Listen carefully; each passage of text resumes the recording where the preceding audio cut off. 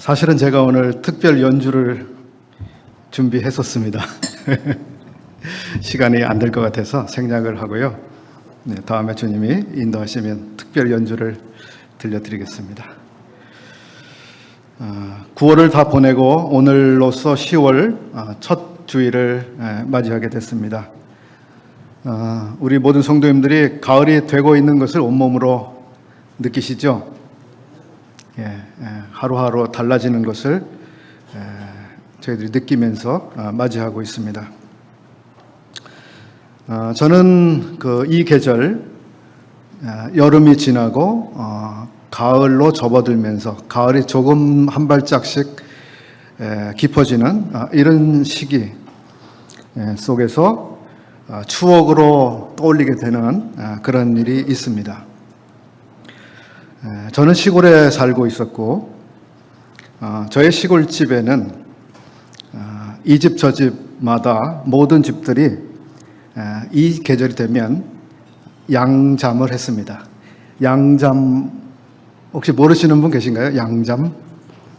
젊은 분들은 대부분 모르실 겁니다. 누에를 키우는 거죠. 9월 중순에서 10월 초쯤 어린 누에들을 사옵니다. 그리고 그 아기 누에들을 소리가 좀 울리는데요. 조금만 낮춰주시면 좋겠습니다. 어린 누에를 사다가 이제 쌀이 가지로 네모나게 만든 채반 같은 것이 있는데 이걸 잠박이라고 불렀습니다. 그 잠박에 아기 누에들을 여기저기 올려놓습니다. 그리고 그 위에 뽕잎을 따다가 얹어줍니다. 그러면 이 아기 누에들이 매일매일 그 뽕잎을 갉아먹습니다. 제가 그 어린 시절 그 누에들이 뽕잎 갉아먹는 소리를 밤에 자면서도 많이 들었습니다. 사각사각 사각사각 사각사각 사각사각 사각사각 이런 소리가 밤새 들렸던 기억이 있습니다. 2, 3주 동안 이 누에들이 그렇게 먹고 그리고 한 잠을 자고 두 잠을 자고 이렇게 잠을 자는 시기가 옵니다. 행동을 멈추고 그대로 가만히 있는 시간을 잠잔다 이렇게 하는데요. 그런 시간들이 지나고 대략 2, 3주 정도 지나게 되면 누에들이 이제 다 먹고 다 컸습니다. 그래서 자기 입으로 실을 토해냅니다. 실을 토해서 그 실로 계속해서 둥글게 계속 실을 토한 실로 집을 만듭니다. 그래서 하얗고 동그란 집이 만들어지는데요. 이것을 우리가 누에고치 이렇게 말합니다. 그러면 그 자기 집을 만든 그 누에는 어떻게 될까요? 누에고치는 자기가 만든 집 안에 그대로 그 안에 있게 되죠. 그리고 그 누에는 며칠이 지나고 나면 소위 번데기가 됩니다. 번데기들 드셔보셨죠? 번데기가 됩니다. 그렇게 누에가 고치를 만들고 이제 번데기가 만들어지고 며칠이 지나면 이제 각 가정에서는 그 고치들을 그 잠박에서 다 떼어냅니다. 하나하나 다 떼어내서 그것을 이제 잘 다듬는 작업을 합니다. 왜냐하면 누에가 만든 자기 집을 만든 그 집에는 실이 이렇게 저렇게 엉켜 있거나 지저분하게 달려 있을 수가 있고요. 그 다음에 오물 같은 거 이런 게 묻어 있을 수가 있습니다. 그래서 하얀 고치, 정말 눈처럼 하얘요. 그 고치를 사람들이 전부 따서 표면을 다듬는 이런 작업을 하는데 이것을 고치를 깐다 이렇게 표현했습니다. 고치를 깐다. 국어 사전에도 안 나오더라고요. 제가 찾아보니까 고치를 깐다. 이 고치를 까는 일은 모든 어른들 그리고 뭐 초등학생 아기들까지 전부 달라붙어서 해야 되는 일이었습니다. 그렇게 하면 굉장히 많은 이제 누에고치들이 이렇게 모여지게 되죠. 그러면 그 누에고치들을 모아서 싣고 갑니다. 리어카 같은 데 싣고 공판장으로 가져갑니다. 그럼 공판장에 가게 되면 영수네, 철수네, 영인네 모든 집들이 다 누에고치를 가지고 이제 와서 기다리고 있는 거죠. 그러면 이제 품질을 검수하는 사람들이 등급을 매깁니다. 이 집 고치는 작아, 이 집 고치는 좀 지저분해, 덜 다듬어졌어, 등등의 이게 평가를 하면서 당신네 누에고치는 3등급입니다 하고 도장을 찍고, 어떤 집의 고치는 2등급, 어느 집은 1등급, 어느 집의 고치는 우등이라고 하는 이제 등급을 판정받습니다. 이 등급을 판정을 받는 건 매우 중요합니다. 왜냐하면 그 누에고치의 등급에 따라서 거기에 대한 그 매수 가격, 공매가가 이제 달라지는 거죠. 그래서 모든 양잠을 하는 가정들은 자기 집의 누에고치들이 다 우등 판정을 받기를 바랍니다. 이런 장면들이 이 계절에 제가 떠오르는 장면들, 추억들 가운데 하나입니다. 등급을 매기고 나서 이제 거기에 따른 이제 그 판매가를 돌려받게 되죠. 양잠을 한 것에 대한 수고에 대한 이제 보상의 과정이 있게 됩니다. 사람들에게 믿는 사람들이건 믿지 않는 사람들이건 간에 가을은 결실의 계절이고 또 보상을 받는 계절이라고 느껴집니다. 누에고치들이 등급이 매겨지고요. 또 각 농가에서 수확한 벼들이 저울에 올려져서 무게가 달립니다.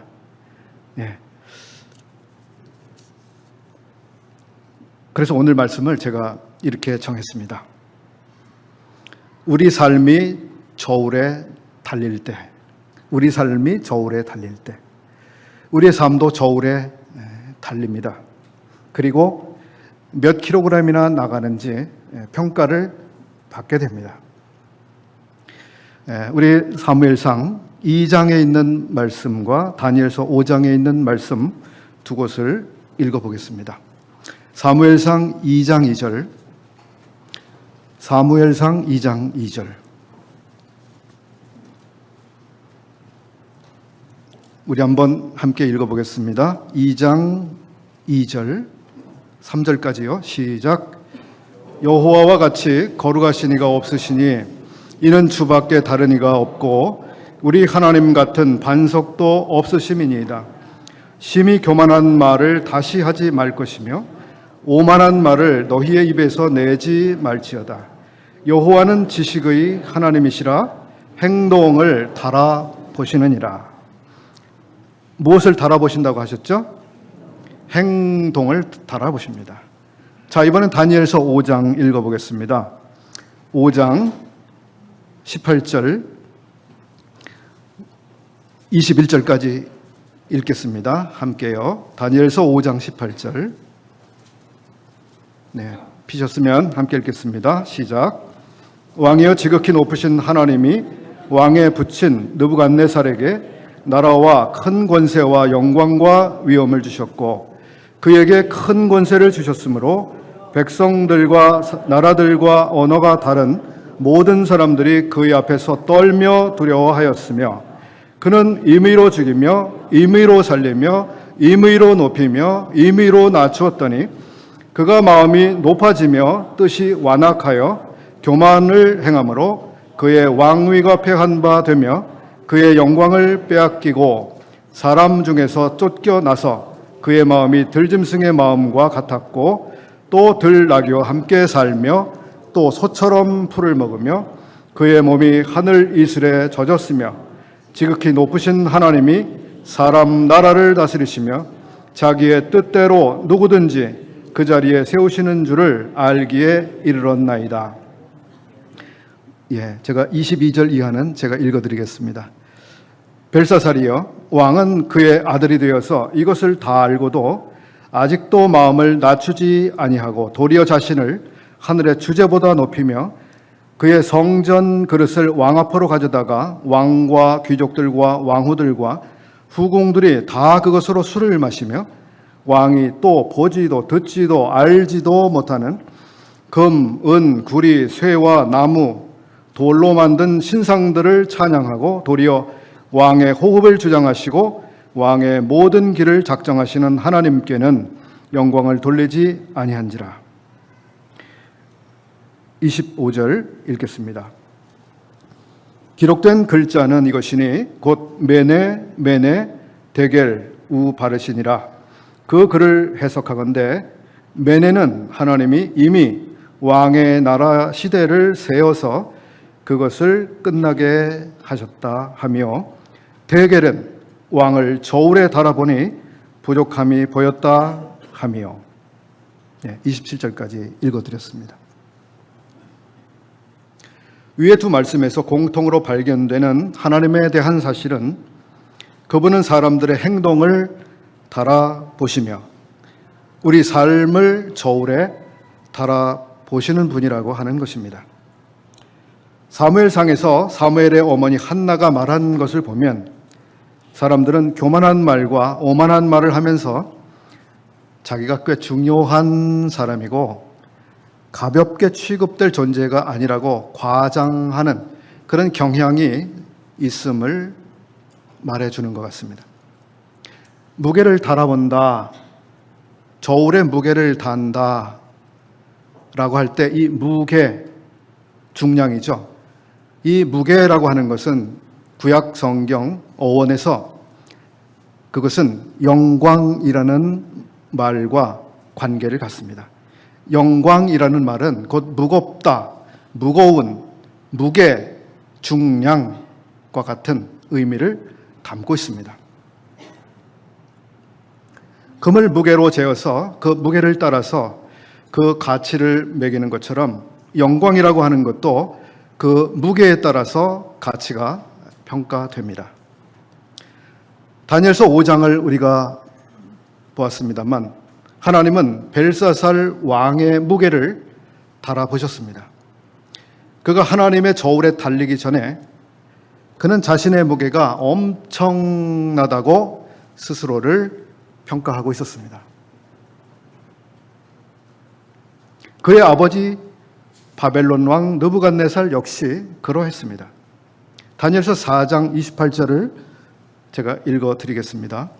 이 모든 일이 나 느부갓네살 왕에게 임하였느니라.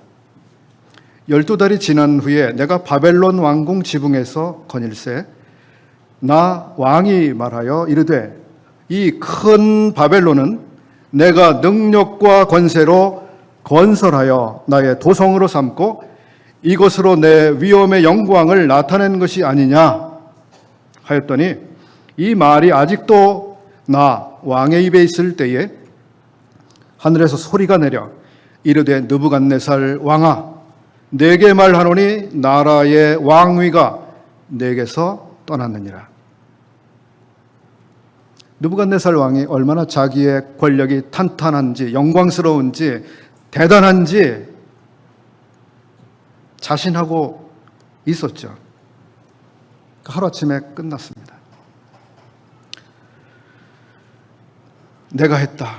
내가 했다. 내가 엄청난 일을 했다. 내가 엄청난 것을 이루어 왔다. 이 정도면 대단한 거 아니야? 그가 이렇게 말하고 있을 때 즉시 하늘에서 말씀이 내렸지 않습니까? 그 다음 왕 벨사살은 이러한 선 왕의 기록에 대해서 잘 알고 있었는데 그럼에도 불구하고 벨사살 왕은 자신의 치적을 높이기 위해서 귀인 1000명을 초대했습니다. 1000명이 함께하는 잔치를 열고 술을 퍼 마셨는데 무엇으로 마셨다고 기록이 되었습니까? 예루살렘 성전에 있었던 하나님을 위해 쓰여져야 했던 그 성전의 그릇들을 가지고 가서 술을 마셨습니다. 귀인들과 왕후들과. 이때 하나님께서 그에게 보이셨죠. 선 왕 때는 음성으로 아버지 느부갓네살 왕에게 메시지를 보내셨는데 이번에는 손가락이 나타나서 벽에 글씨를 썼습니다.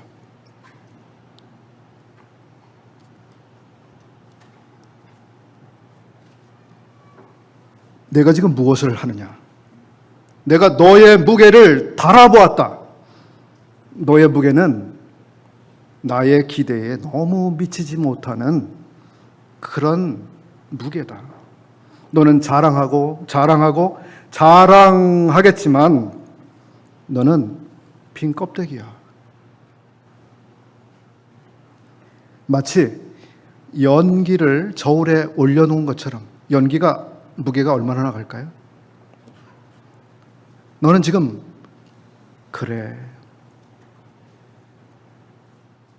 거품을 저울에 올려놓은 것처럼 너는 지금 그렇게 경박한 상태야. 얼마나 네 인생이 지금 가벼운지.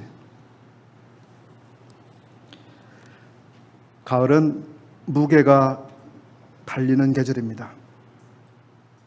사과도 무게에 달리고요. 배도 무게에 달리고 감도 무게가 측정됩니다. 우리는 우리 삶에 대한 무게를 하나님 앞에서 달아보게 될 것입니다. 성도님들께서 어떻게 살아오셨습니까? 하나님께서 영광스럽다고, 즉 무게를 인정해 주실 만한 그만한 곡식 한 가마, 그 정도는 되시나요? 내가 적어도 그 정도의 무게는 갖는 삶을 살아온 것 같아. 아니면 저는 한 주먹의 곡식 정도도 안 될 것 같아요. 이런 분도 계시겠죠. 느부갓네살의 왕권이 하루아침에 끝장났습니다. 벨사살의 나라가 하루아침에 두 조각이 났습니다. 사람이 영광스럽다고 여길 만한 것들이 하루아침에 끝장이 나는 이 장면들을 우리는 제대로 기억하고 있어야 합니다. 사람들이 영광스럽다고 자랑하는 그것들이 이틀을 가지 못하는 겁니다. 우리는 자신에게 물어봐야 합니다. 나는 어떤 영광을 위해 살고 있는가? 나는 어떤 영광을 위해서 살아가고 있는가?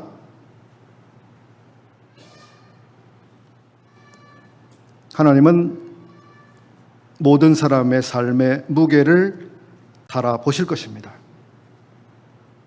임금이든 거지이든 시골 사람이든 재벌이든 사기를 친 사람이든 사기를 당한 사람이든 때린 사람이든 맞은 사람이든 벌거벗은 임금님이든 그 벌거벗은 임금님을 속였던 사람이든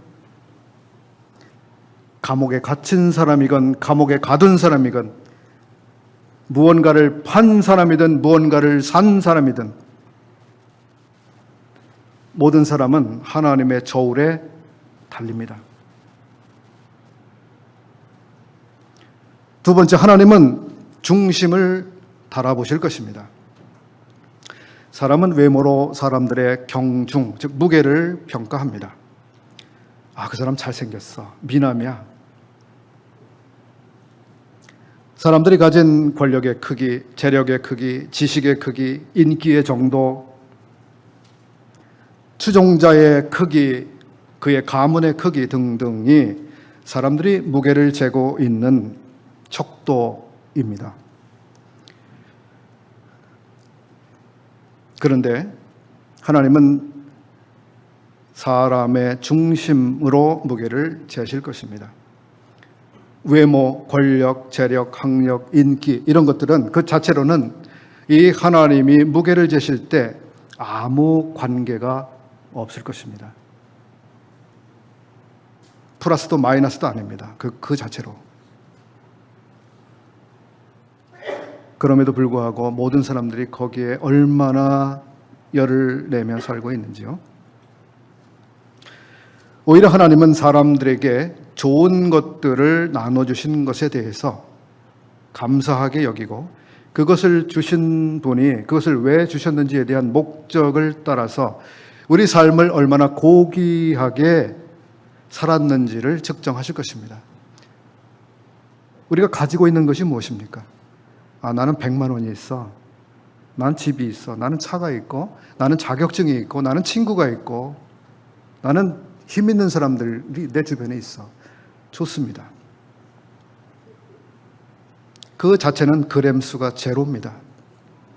그것을 무엇을 위해서 어떻게 사용할 것인가, 하나님이 그것을 나에게 왜 주셨는가를 생각하면서 살아간 그 삶만이 무게가 나가는 그런 것일 것입니다. 우리가 무엇을 했느냐, 얼마만큼 했느냐, 이런 것보다는 무엇을, 왜, 이게 더 중요한 물음이 될 것입니다. 주님은 우리가 그리스도를 향하는 진실한 마음과 깨끗한 마음, 그런 마음으로 주 앞에 살아갔는지를 보실 것입니다.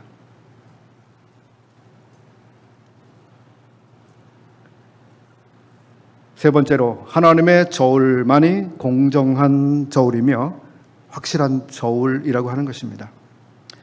사람들의 저울은 신뢰하기가 매우 어렵습니다. 사람들의 저울은 표면을 측정하고 끝나버립니다. 사람들의 저울에 우리가 올려졌을 때 어떤 때 지나치게 우리가 환호하고 싶은 때가 있을 수도 있겠죠. 엄청난 칭찬을 받을 때, 인정을 받을 때 그러겠죠. 그렇다고 해서 우리가 너무 흥분할 필요는 없습니다. 또 사람들의 저울에 우리가 올려져서 지나치게 낙심할 필요도 없습니다. 사람들이 제 삶을 금값이라고 말한다 해도 사실은 하나님께서는 너는 똥값이라고 하실 수도 있습니다. 사람들이 제 삶을 똥값이라고 말해도 하나님은 너는 금값이라고 하실 수도 있습니다. 똥값이라는 말 아세요? 우리 학생들? 모르실 거요? 거저줘도 안 갖는 거죠.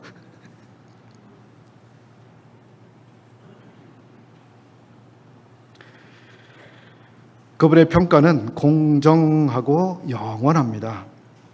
주님의 평가 이후에 아무도 내 삶에 대해서 평가할 존재가 없습니다. 최후적이고 확정적인 평가입니다. 사도 바울은 자기가 사람들에게 평가받기를 만물의 찌꺼기와 같은 존재로 여겨지고 있다고 말한 바가 있습니다. 그런 사람들의 평가는 매우 일시적이고 피상적이며 믿기 어려운 저울 위에 측정된 무게였다고 하는 것을 우리는 알고 있습니다. 정말 사도 바울이 찌꺼기 같은 삶을 살았습니까? 사울이라고 하는 왕은 자기를 위한 기념비를 만들어 세웠습니다. 영원히 기념하기 위해서, 사람들에게 남기기 위해서, 명예를 그렇게 유지하기를 그가 원했습니다. 기념비. 그것은 사람들에게는 그럴듯해 보이는 것이죠. 그러나 하나님께는 아무 의미가 없는 돌 조각을 세워놓은 것에 불과했습니다.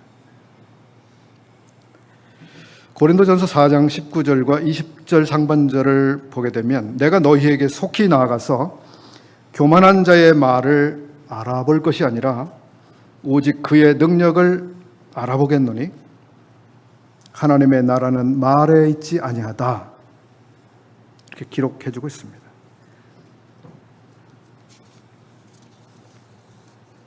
얼마 전에 저는 마가복음을 읽는 그런 매일 성경 차례가 왔을 때 마가복음을 읽어가면서 성난 군중들이 모여서 예수는 못을 박아야 되고 바라바는 석방하라고 외쳐대는 그 모습을 깊이 생각을 해보았습니다. 마가복음 15장을 한번 열어서 눈으로 보아주십시오.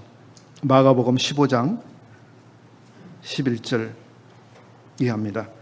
대제사장들이 무리를 충동하여 도리어 바라바를 놓아달라 하게 하니 빌라도가 또 대답하여 이르되 그러면 너희가 유대인의 왕이라 하는 일을 내가 어떻게 하랴. 그들이 다시 소리 지르되 그를 십자가에 못 박게 하소서. 15절 빌라도가 무리에게 만족을 주고자 하여 바라바는 놓아주고 예수는 채찍질하고 십자가에 못 박히게 넘겨주니라. 예수님은 이 시간에 인기가 없었습니다. 말하자면 그 선거에 입후보한 두 후보가 있는데 많은 사람들이 이분에게 투표하지 않았습니다. 왜냐하면 예수님의 방식은 당시의 유대인들에게는 매우 어리석은 방식의 그러한 것들을 추구하고 있다고 보여졌기 때문입니다. 예수님 대신 바라바가 선택됐습니다. 바라바의 방식은 오히려 현실적인 방식이었고 가능성 있는 방식으로 사람들에게 비춰졌습니다. 당시 유대 사회는 자존심이 제대로 구겨진 상태에 있었습니다.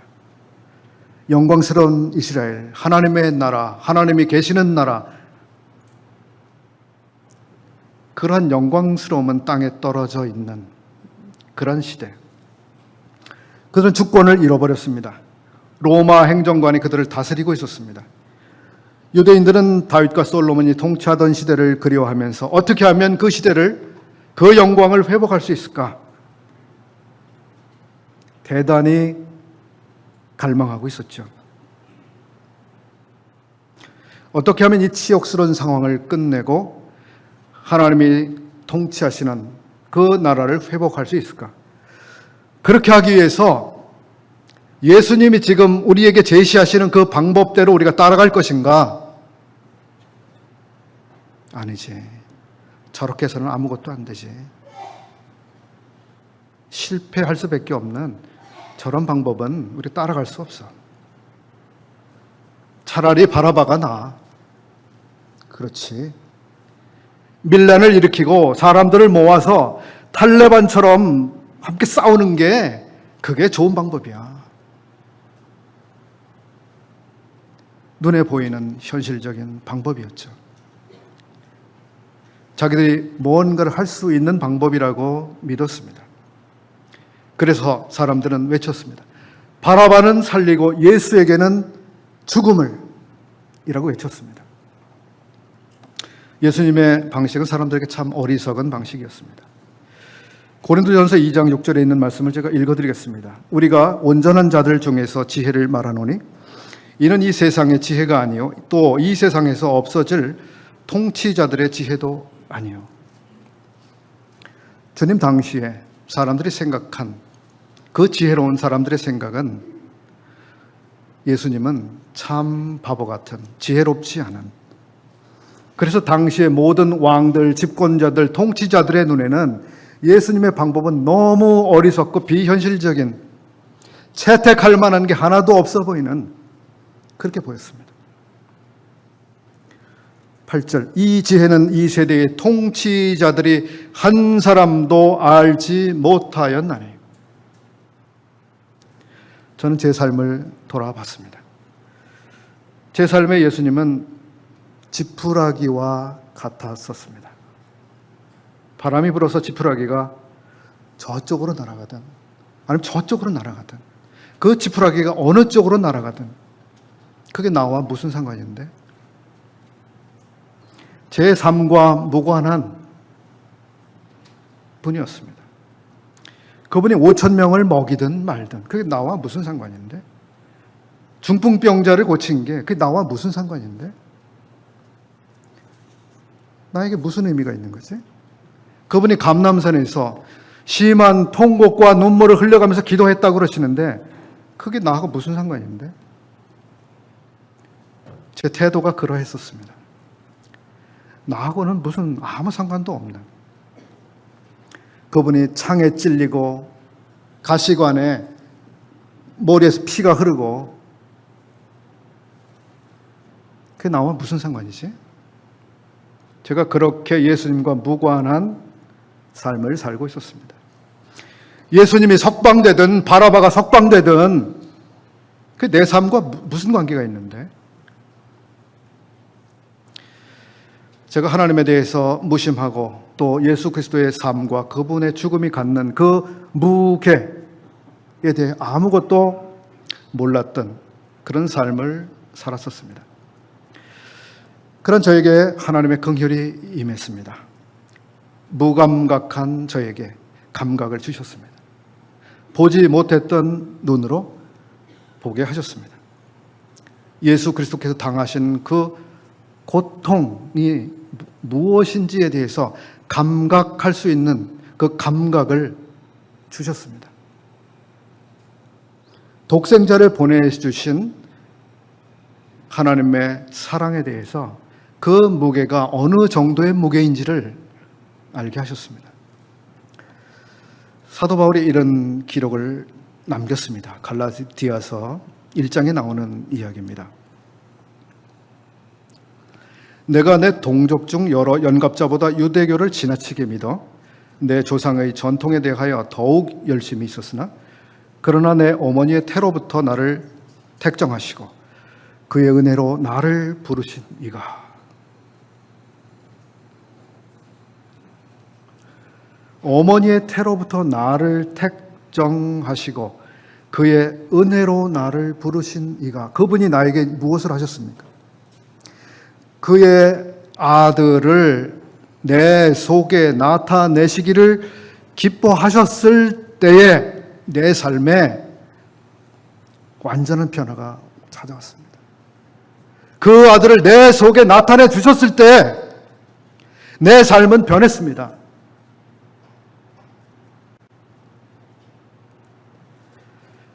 그가 고백합니다. 그리스도께서 하나님 곧 우리 아버지의 뜻을 따라 이 악한 세대에서 우리를 구하시려고 우리 죄를 위하여 자기 몸을 주셨습니다. 우리가 살고 있는 이 세대는 얼마나 악한지 우리가 그걸 느끼든 않든 굉장히 악한 것입니다. 하나님 보실 때 정말 악한 것이 이 세대입니다. 이 세대에서 반드시 건져내어지지 않으면 이 세대와 함께 멸망할 것이 분명합니다. 우리를 이 세대에서 건지시려고 자기 몸을 주셨습니다. 그의 몸을 주시지 않으면 우리를 이 악한 세대에서 건지실 수 없을 정도로 끔찍하게 악한 곳이 바로 이곳입니다.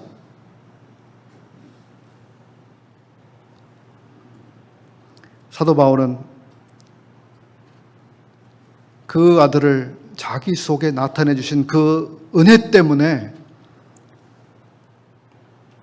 이제 놀라운 사람이 됐다고 하는 것을 기록으로 남겼습니다.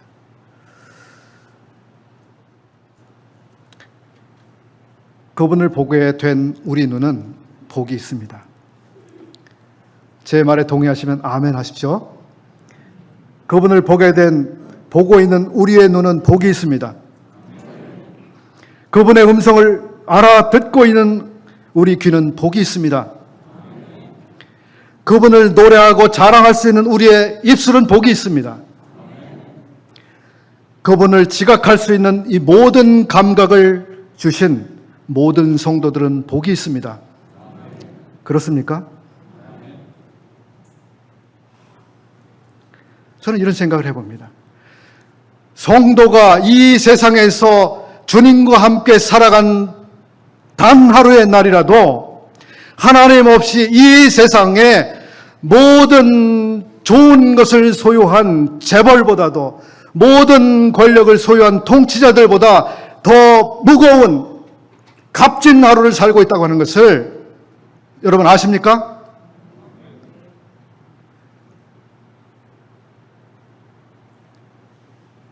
하나님을 모르는 최고의 재력가들, 최고의 통치자들은 평생을 그렇게 살아도 성도가 사는 단 하루의 가치만큼도 가치 없는 그 삶을 살아가고 있는 것입니다. 우리 성도의 삶이 얼마나 귀중한지요. 우리의 하루의 시간, 하루의 날, 이게 하나님 보실 때 얼마나 묵직하고 중요한 값진 시간들인지요. 우리가 의미 없는 날들을 살아가고 있지 않습니다. 값진 날들, 값진 시간을 우리가 살아가고 있습니다. 여러분, 이걸 어떻게 누구와 바꾸시겠습니까? 수많은 돈과 여러분 바꾸시겠습니까? 바꿀 수 없습니다. 우리들 가운데 이런 사실을 모르고 살아가시는 분이 한 분이라도 계시지 않기를 바랍니다. 하나님 없이 살아가는 그 사람이 이 세상에 어떤 삶을 살아가든 그런 사람의 삶에 대해서 하나님 말씀은 이렇게 말씀합니다. 그런 사람은 바람에 나는 겨와 같도다. 바람처럼, 겨처럼 저울에 달아봐야 도무지 무게가 측정되지도 않는 그런 삶에 불과하다고 하는 것을 깨우치십시오. 모든 성도들의 삶이, 그리고 모든 행위들이, 모든 동기들이 주님의 저울에 올려질 것입니다. 우리가 한 말들에 대해, 우리가 행한 모든 사역들에 대해, 우리가 나타낸 모든 겸손에 대해, 우리의 모든 희생적 섬김에 대해, 우리의 무조건적 사랑에 대해, 우리가 지체들을 돌아본 그 모든 것들에 대해, 우리가 바랄 수 없는 중에 하나님을 바란 그 모든 시간들에 대해, 끝까지 견디며 참으며 주를 섬긴 그 모든 것들에 대해, 그리고 양심을 따라 살아온 우리에 대해, 이 모든 것들이 그 무게가 측량될 것입니다. 헛것으로 지나가는 일은 없습니다. 말 한마디 잘하십시오. 측량된 무게들의 결과가 하나님께 보고될 것입니다. 결론적인 말씀을 나누겠습니다. 벨사살이여, 왕을 저울에 달아보니 부족함이 보였다. 우리들의 생애에 있어서 하나님의 저울은 무엇이라고 말씀하실까요?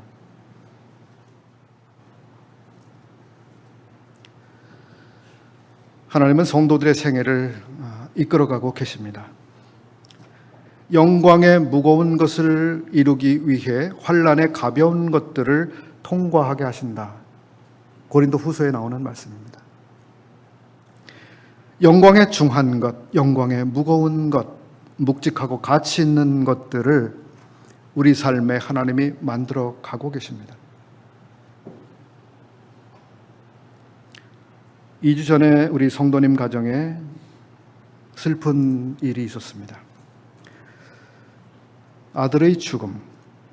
저는 그 장례식에 참석하면서 그런 생각을 했었습니다.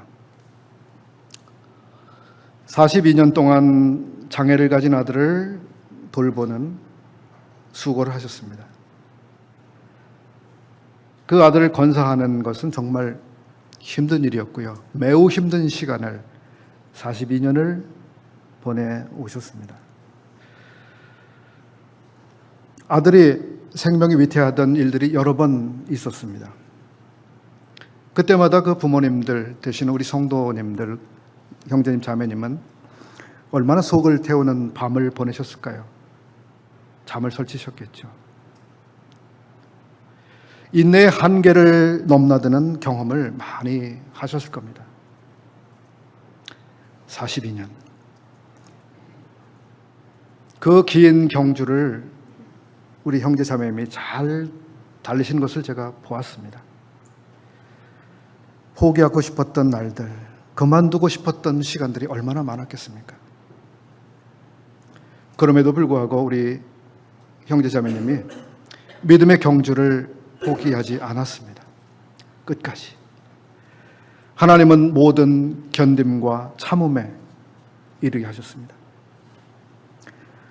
저는 그렇게 성도를 붙들어 오신 우리 주님 앞에 감사를 드리지 않을 수 없었습니다. 주님, 이제까지 우리 형제님과 자매님이 그 경주를 포기하지 않도록 붙들어 주신 거 감사합니다. 얼마나 아름다운 간증을 남겨주셨는지 고맙습니다. 우리 삶에서 무거운 것들이 이루어져 가는 과정, 그것은 모든 견딤과 오래 참음이라고 하는 그 과정을 요구합니다. 제가 엊그제 어느 분이 성도들의 밴드에 올린 글을 읽었습니다. 아주 인상적이어서 제가 이 시간 떠오르는데요.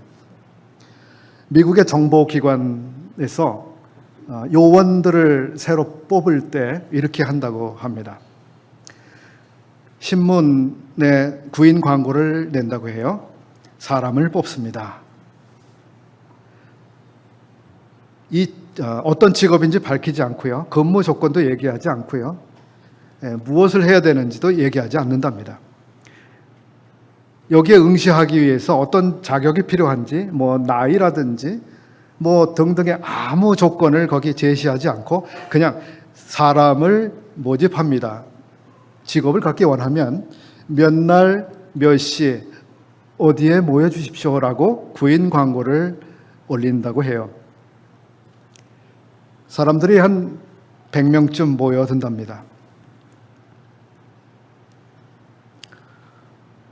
그런데 사람들이 아침에 모였는데요. 오전 10시, 11시가 돼도 아무도 나타나지 않습니다. 우리가 사람들을 채용하기 위해서 광고 낸 사람들입니다라고 아무도 나타나지 않고 그냥 망연히 기다리게 하는 것이죠. 점심때가 됐습니다. 그래도 아무도 거기에 오지 않습니다. 사람들을 뽑는다고 해서 내가 여기 왔는데 이런 사람들이 다 있지? 그래서 한 50% 이상 탈락, 다 집으로 가게 된다고 해요. 오후 3시, 4시 이렇게 되어가면 사람들은 다 집으로 가게 된다고 해요. 이거 광고를 이상한 사람들이 광고 내고 사람 헛고생 시켰고 실용당했네. 다 집으로 간다고 합니다. 오후 한 5시쯤 돼요. 그러면 한 2사람 정도 남아있는다고 합니다.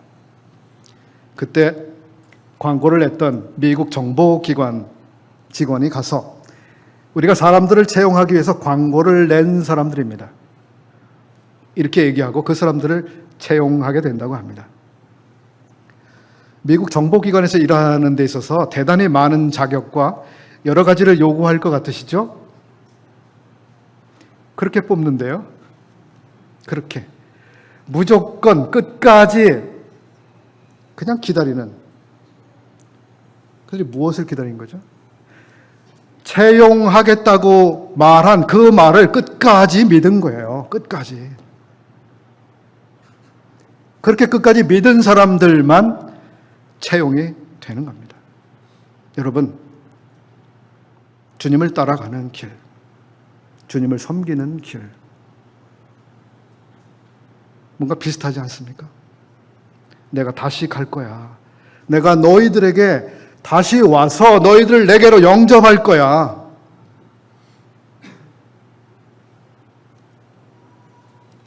내가 너희들의 삶을 달아볼 거야. 무게를.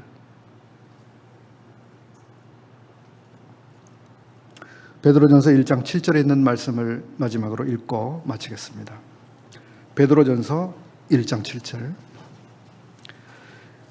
너희 믿음의 확실함은 불로 연단하여도 없어질 금보다 더 귀하여 예수 그리스도께서 나타나실 때에 칭찬과 영광과 존귀를 얻게 할 것이니라. 여러분, 칭찬과 영광과 존귀 다 얻고 싶어 하시죠? 좋아하시죠? 칭찬, 영광, 존귀, 이 중에 어느 하나를 포기하고 싶으세요? 전 포기하고 싶지 않습니다. 칭찬과 영광과 존귀. 언제요? 예수 그리스도께서 나타나실 그때까지 우리가 걸어갑니다. 그 걸어가는 길 가운데 불이 나타나서 우리를 태우려 하고 녹이려 하고 위협합니다. 무섭습니다. 힘듭니다. 고갈이 되는 것 같아요. 포기하고 싶어집니다. 그만두고 싶습니다. 더 이상 가고 싶지 않습니다.